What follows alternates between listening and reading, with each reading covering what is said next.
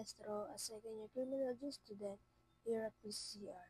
Today, I'm excited to share with you the laboratory that interests me the most, the Dactyloscopy Laboratory.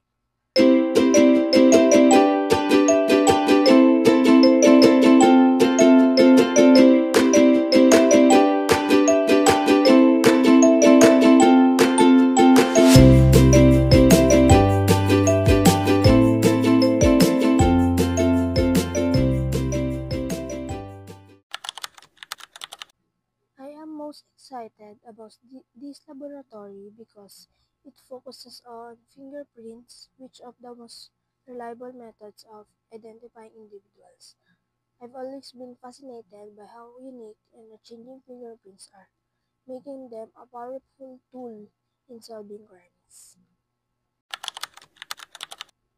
Through this lab, I expect to gain practical skills in lifting, classifying, and analyzing fingerprints using techniques and equipment. I also hope to understand how to properly preserve fingerprints evidence so it can be used effectively in investigation. These skills are very important in the criminology journey and a future career as of law enforcement because fingerprint evidence often plays a vital role in identifying suspects and ensuring justice.